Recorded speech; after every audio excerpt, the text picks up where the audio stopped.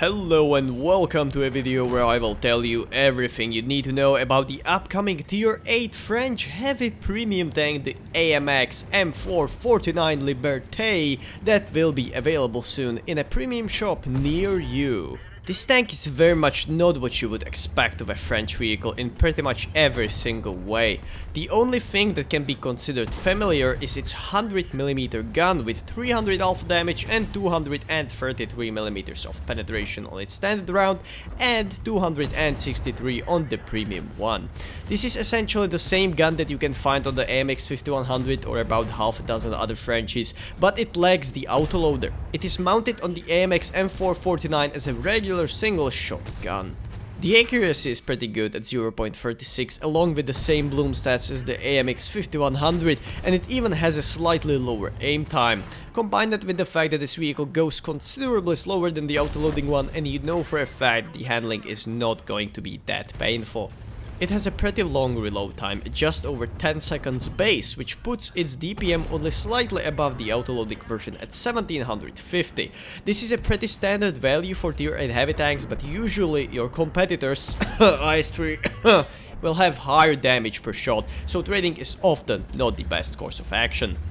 In terms of mobility, this thing is no speed demon. It is fairly fast for a heavy tank, but still slow for a French one. Maximum speed of 40 km an hour combined with a reasonable 14.3 horsepower per ton puts you slightly ahead of your heavier colleagues, but the terrain resistances are simply terrible, so it pretty much evens out. Now for the fun part, the armor. But wait, this is a French tank, its armor is measured in rolls of toilet paper, right? Well, not quite. This is one of the best armored tanks on tier 8 hands down, at least if you're facing it frontally. The upper frontal plate sports around 230mm of effective armor unangled and the lower plate just above 250. Frontally, the shoulders offer significant protection as well, something around 300mm just about everywhere. And this is not even the strongest part of the tank, that place is reserved for the turret itself. The front of the turret is around 250mm at its thinnest point, while also having multiple areas of 400 plus armor, which is absolutely crazy. One good thing for your opponents is that the commander's cupola is actually a weak spot, and it's also quite a big target. The majority of it is 60mm thick, which is so thin that even high explosive rounds of certain tanks will penetrate.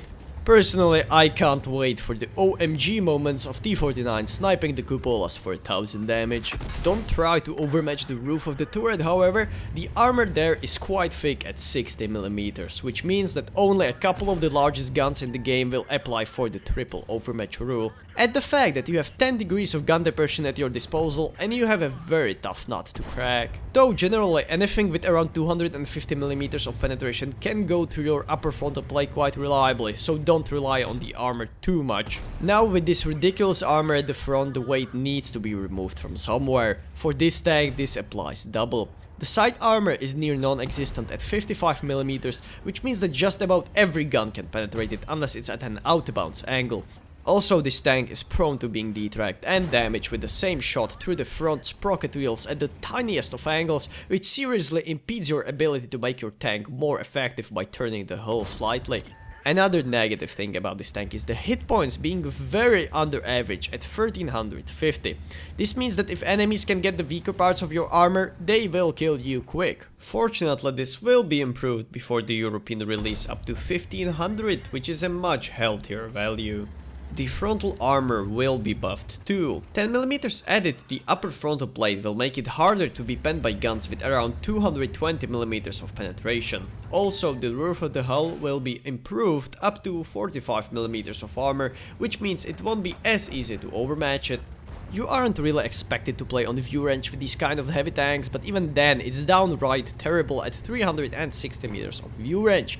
Fortunately, this will get buffed slightly up to 370 meters, but it is still not ideal. Even an absolutely maxed out crew with optics and foot will have barely over the 445 meters of view range. If you want to run foot and optics, you won't get much above 400 meters, which is pretty bad. As this is a premium tank, some crew talk is in order. The Liberté shares the crew layout with the FCM50T, which means that you will have to find an extra loader if you're planning to use a crew from the French heavy line, starting from tier 8, but other than that, no skill shenanigans are present.